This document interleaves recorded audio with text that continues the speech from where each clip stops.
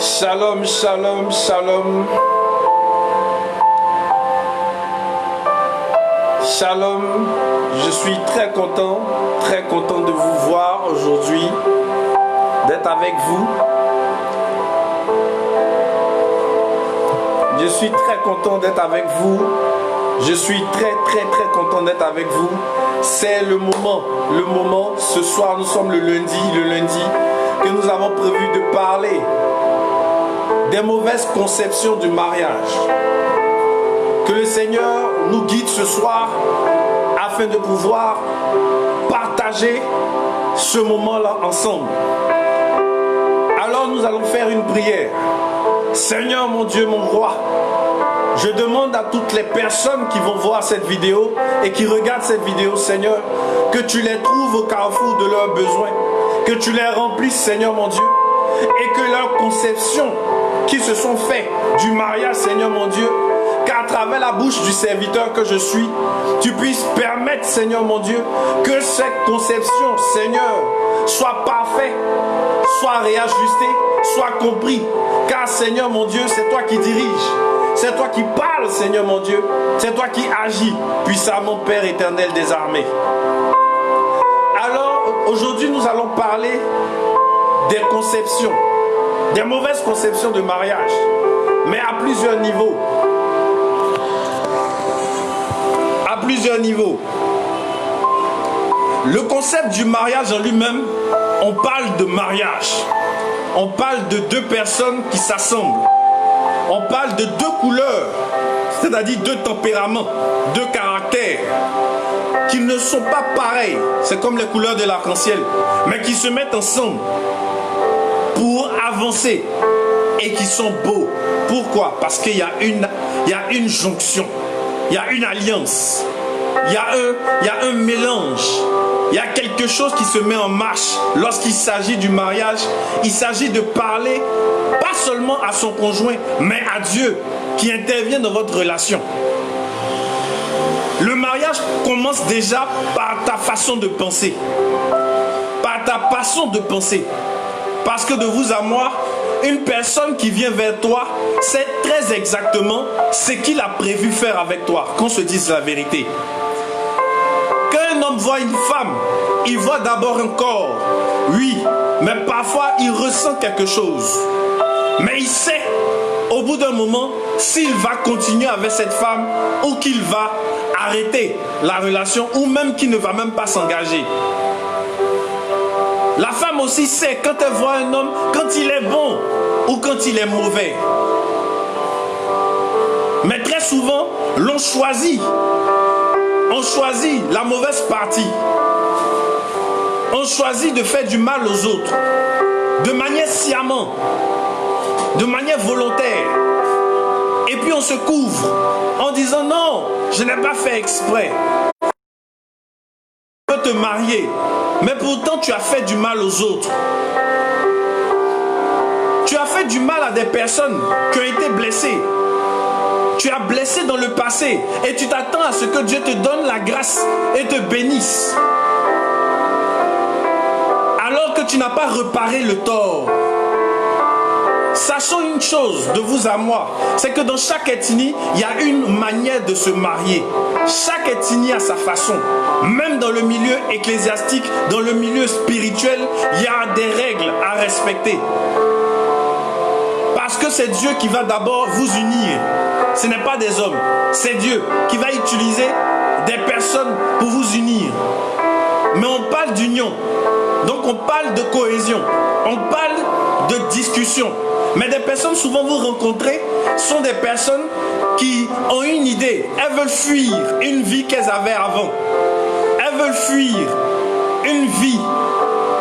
Les parents même souvent poussent leurs enfants à se prostituer, à sortir. Il faut choisir celui qui a l'argent là. Parce que lui au moins là, il va te mettre à l'abri du besoin. Mais le cœur lui, est-ce que le cœur sera à l'abri du besoin?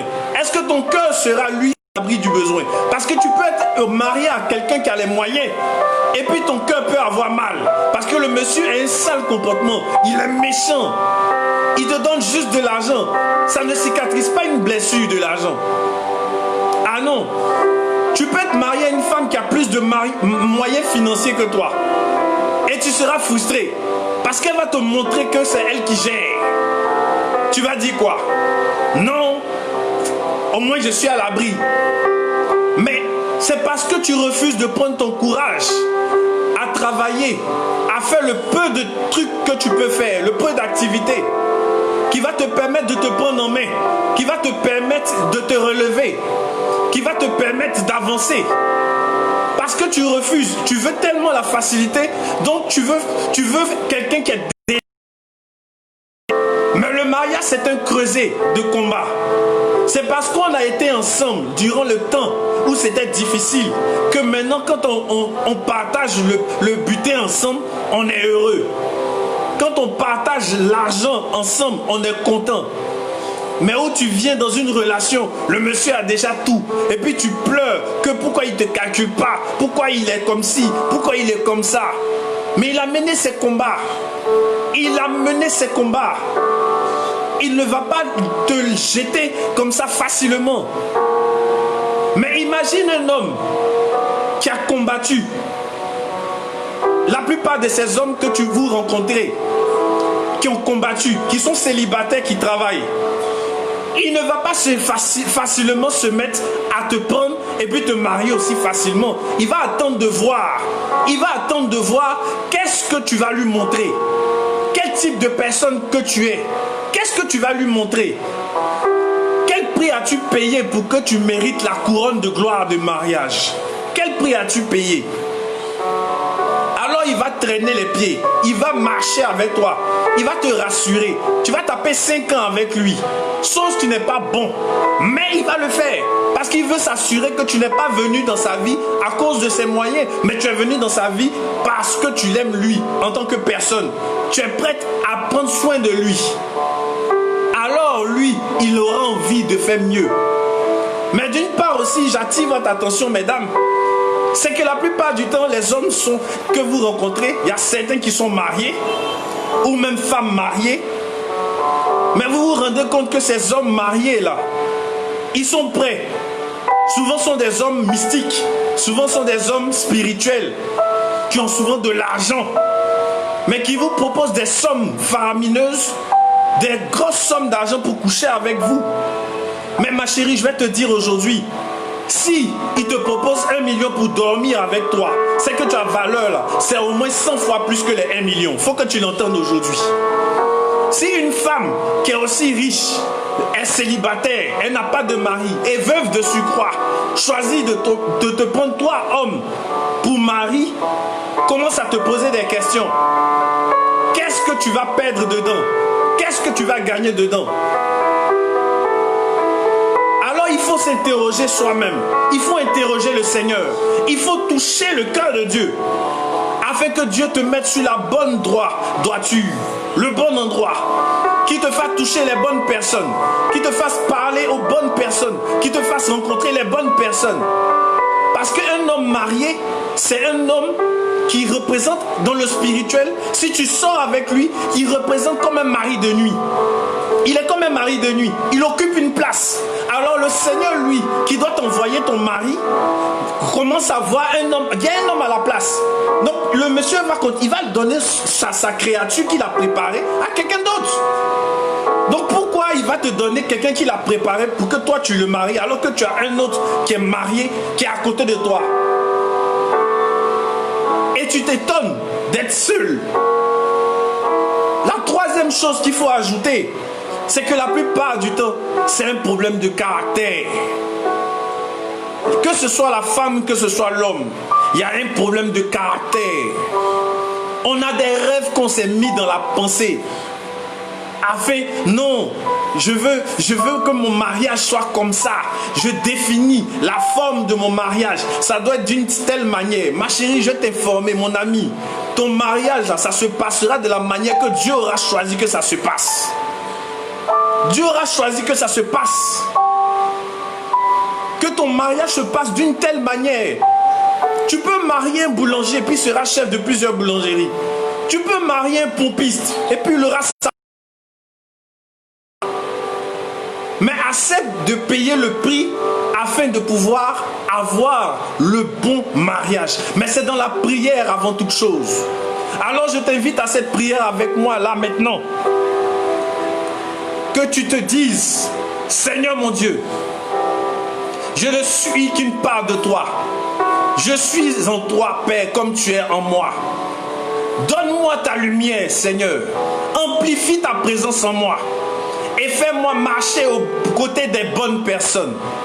Appelle, Seigneur mon Dieu, la bonne personne à l'image que tu désires pour ma vie. Seigneur éternel, je ne mérite pas la grâce du mariage, mais c'est toi Dieu qui décide, c'est toi Dieu qui choisit. Parce que le moment où Dieu choisit de te donner un mari, ce n'est pas selon ta volonté, c'est selon lui sa volonté. C'est parce qu'il sait que tu as atteint le niveau qu'il veut que tu atteignes. Et puis là tu rencontres l'homme que tu dois rencontrer. Alors tant que tu n'es pas encore prêt, tant que tu n'as pas atteint le niveau que Dieu veut que tu atteignes dans la lumière et que tu es encore dans l'obscurité, Dieu ne te donnera pas cela. Mais je veux dire quelque chose à quelqu'un aussi, parce que je vais aller dans plusieurs aspects. C'est qu'il existe des mariages de l'obscurité. De la même manière qu'il y a les mariages de la lumière, il y a le mariage de l'obscurité. Le diable même fait mariage aussi. Alors vous imaginez, le mariage même, le diable fait mariage lui-même. Alors imaginez le diable qui vous envoie un homme démoniaque. Et puis c'est cet homme-là qui est ton mari. Tu pries, tu pries, tu pries, tu pries et tu finis blessé. Pourquoi? Parce qu'avant même que tu aies commencé à rentrer dans ce mariage, Dieu lui avait touché des personnes pour te dire attention. Parce que là où tu t'en vas rentrer, attention, il a touché un homme de Dieu peut-être. Il a touché une personne proche de toi. Attention ma fille, attention. Parce que tu peux être dans une position bizarre. Mais tu n'as pas écouté, tu t'es lancé dedans. Et le mariage a eu lieu. Tu es dedans. Et Dieu tu t'es été unis, oui. Alors le combat va commencer entre l'ombre et la lumière. Il va falloir convertir cet homme. Mais comment tu vas le convertir? C'est par l'amour, c'est par ta dimension spirituelle.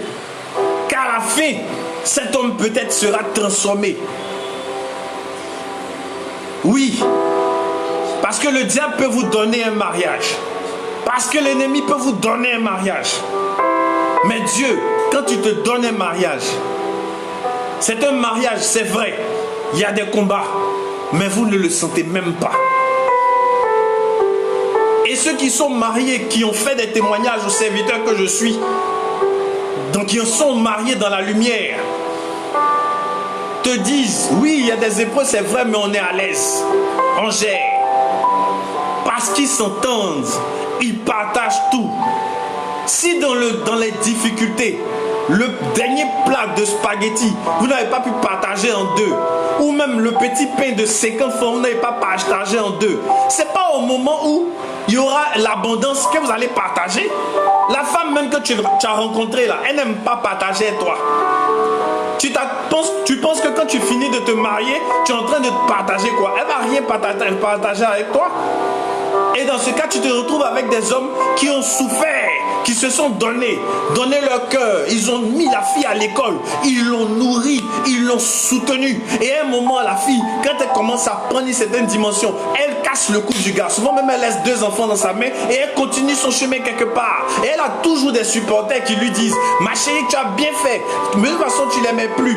C'est mieux, il faut regarder devant. Mais regardez la suite de la vie de cette personne. Si elle a un mauvais repenti, vous allez vous rendre compte qu'elle va passer des années sans mari. Pourquoi? Parce qu'elle a attristé le Saint-Esprit qui était dans le cœur de l'homme, qui a donné de son sang.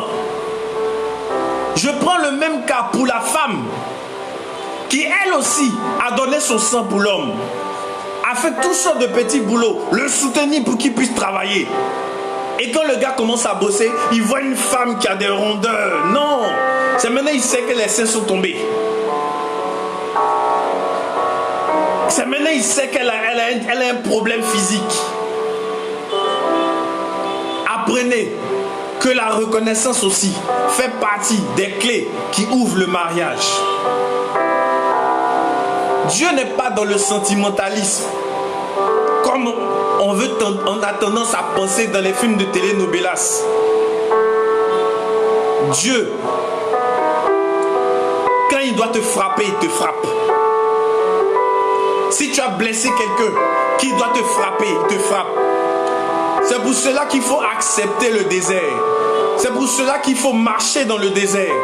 Et avec l'Esprit de Dieu, avec la lumière de Dieu, avec la puissance de Dieu, avec cette main de Dieu sur ta vie, donner ta vie totalement à Dieu, à la lumière de Dieu, que la vérité de la lumière de Dieu te touche, que la présence même que tu as soit une présence de lumière, que tes pensées soient tournées vers la lumière, que toutes les personnes qui te rencontrent soient dans la lumière, que ton chemin soit tracé dans la lumière, afin que les hommes d'une nature mauvaise, que ce soit homme ou femme, s'éloignent de ta vie. Et n'aie pas peur quand tu sens que les situations commencent à devenir autre chose. Retire-toi. Rien ne t'oblige à forcer une relation. Tu sens toi-même à l'intérieur de toi que ce n'est pas possible, que c'est bizarre. Tu ne ressens pas, tu ne sens pas. Parce que tu fréquentes la personne depuis, tu le fréquentes. Mais tu ne sens même pas un projet. Parce qu'avec Dieu, il y a les étapes. Il y a les étapes de rencontre. Il y a les fiançailles pour apprendre à connaître la personne. Pour apprendre à marcher avec la personne. Fixez vos objectifs. Parce que les mauvaises conceptions de ce monde, c'est on te dit que tu peux divorcer. Donc ça veut dire quoi? Il y en a qui vont se marier avec des gars. Ils vont se marier.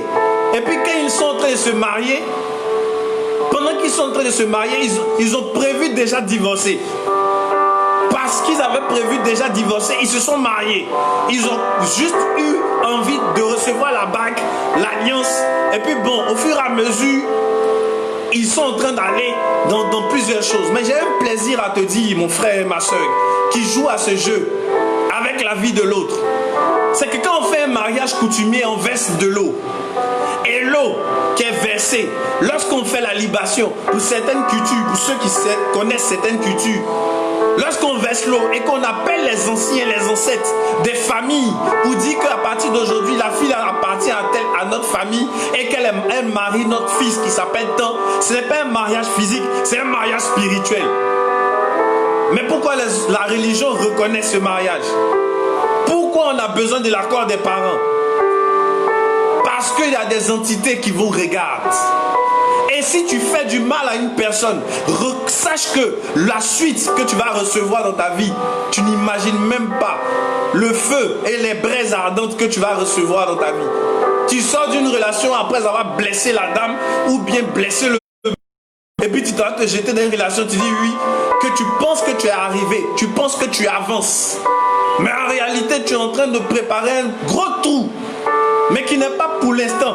Parce que quand Dieu veut te taper, là, il peut prendre 5 ans, il peut prendre 10 ans. Mais quand son moment arrive, il y a un homme de Dieu qui va te rappeler. Tu te rappelles il y a combien d'années derrière? Tu as fait ça à telle personne. Alors je veux dire à quelqu'un aujourd'hui, Seigneur, je m'impose ta lumière, afin que chaque endroit de mon corps et de mon esprit réponde à ta lumière. Que je sois une part de toi, que tu sois en moi. Seigneur mon Dieu, que chaque lever du jour, je sois plongé de ta lumière et que chaque nuit, je sois couvert de ta lumière. Que les pensées qui animent ce monde ne m'atteignent point, afin que les bonnes pensées m'atteignent, Seigneur mon Dieu. Que je sois rempli de droiture, d'amour, de bénédiction, afin que, Seigneur mon Dieu, je cherche à rendre heureux une personne, Seigneur mon Dieu. Que je cherche à rendre heureux une personne, Père. Que la personne que tu as choisie, Seigneur mon Dieu, que tu me donnes la possibilité de la rendre heureuse et que je puisse rendre heureuse cette personne. Seigneur mon Dieu, je ne suis rien qu'un simple serviteur. Je ne suis qu'un être humain. Je ne suis que poussière. Mais ta lumière me fait vivre. Mais ta lumière me transcende, me rend différent des autres. Alors Seigneur mon Dieu, permets-moi de réussir chaque épreuve de ma vie. Surtout, fais-moi voir ce que je ne vois pas. Fais-moi connaître ce que je ne connais pas. Et que j'ai que de bonnes pensées envers les autres. Seigneur, si je dois marcher dans une relation, aide-moi à voir qui est en face de moi. Que me veut-il? Que me veut-elle? Quel choix de vie veut-elle avec moi? Pose-toi ce genre de questions. Il faut que tu saches qui est en face de toi. Il faut que tu saches quel est le choix de Dieu qui est déjà en toi. Parce que Dieu peut te parler pour te dire que tu n'es pas sur le bon chemin. Mais ce n'est pas l'argent, la situation financière de la personne. Ce n'est pas les cadeaux qu'il te donne. Ce n'est pas le fait qu'ils viennent te chercher en voiture. Parce que tous ceux qui se sont adonnés, comme je le disais dans la vidéo précédente, dans 1 Timothée 6, verset 6 à 15, quand tu arrives dans le verset 15, on te dit, ceux qui se sont adonnés à l'argent, se sont infligés à eux-mêmes bien des tourments.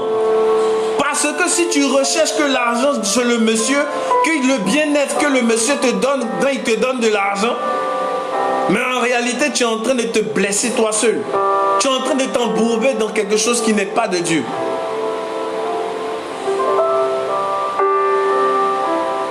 Et il est bon d'appeler le Seigneur et de te laisser guider par lui. Va doucement avec ta vie. Va doucement avec ta vie. Tu n'as une mort, tu as une vie. Va doucement avec ta vie. Et laisse l'Esprit de Dieu, le Saint-Esprit, la lumière de Dieu, t'aider à te rapprocher progressivement de l'objectif. Parce que si tu choisis de te marier, alors il faut chercher à savoir ce que ça implique. Qu'est-ce que ça implique de me marier à cette personne? Parce que tu peux savoir, tu peux le voir à l'avance. Tu peux le voir à l'avance. Je bénis la vie de tous ceux qui ont écouté ce message. Et je bénis la vie de tous ceux qui ont entendu ce message. Alors, prenez le temps avec l'Esprit de Dieu pour faire le bon choix. Ne faites pas un choix basé sur les finances. Faites un choix basé sur une alliance. Parce que l'alliance est d'abord entre toi et l'homme. Ce n'est pas tes parents. C'est d'abord toi et l'homme qui avez créé, scellé cette alliance avec le Saint-Esprit à l'intérieur. Et les hommes viennent pour couronner. Acceptez les épreuves ensemble. Acceptez les difficultés. S'il a perdu son boulot, reste auprès de lui. Mon frère, ce n'est pas parce que tu vois de belles femmes dehors, parce qu'il y en aura toujours, que tu vas continuer à regarder dehors et que tu vas continuer à ne pas regarder ta femme à la maison. Alors je veux faire cette prière avec toi aussi. Seigneur mon Dieu, si j'ai été blessé dans une relation qui m'amène à blesser quelqu'un d'autre, qui m'amène à toucher l'âme de quelqu'un d'autre, Seigneur, qui t'attriste toi-même, mon Dieu, je demande que, Père, ta lumière cicatrise, Père, et que, Père éternel, tu laves, Père, et tu nettoies mes pensées, Seigneur, mon Dieu. Que la blessure qui m'a été infligée et aux autres, Seigneur, mon Dieu, s'annule. Et que, Père éternel, le pardon soit relâché. Parce que, Seigneur, je pardonne ceux qui m'ont blessé. Et je demande pardon à ceux que j'ai blessés. Seigneur, agis puissamment afin que je ne détruise aucune vie et que je ne détruise pas des vies ainsi que ma propre vie. Seigneur mon Dieu, que la droiture s'attache à moi, que la vérité s'attache à moi et que ton libre arbitre qui est en moi prenne le dessus et que toi, Seigneur mon Dieu, ma conscience s'élève, que la lumière qui est ma conscience remplit mon esprit. Merci Père de me guérir et de guérir ceux que j'ai blessés. Je demande à un frère et une sœur de poser un acte en cette semaine. Bénissez la vie. Bénissez la vie de ceux qui vous ont quittés. Bénissez la vie de ceux qui ne sont plus avec vous. Bénissez la vie de ceux qui vous ont même insulté. Bénissez leur vie. Souhaitez qu'ils soient heureux afin que Dieu, dans son équilibre, vous rende aussi. Merci Seigneur de prendre soin de tous les membres de ma famille, de tous les membres de ceux qui me regardent, de prendre soin du cœur et de la vie de l'Éternel. Et que ceux qui sont mariés et qui me regardent en ce moment, que leur mariage soit un mariage de lumière. Et que toute incompréhension qui s'est installée dans leur lit conjugal s'efface, s'éloigne et que la compréhension revienne.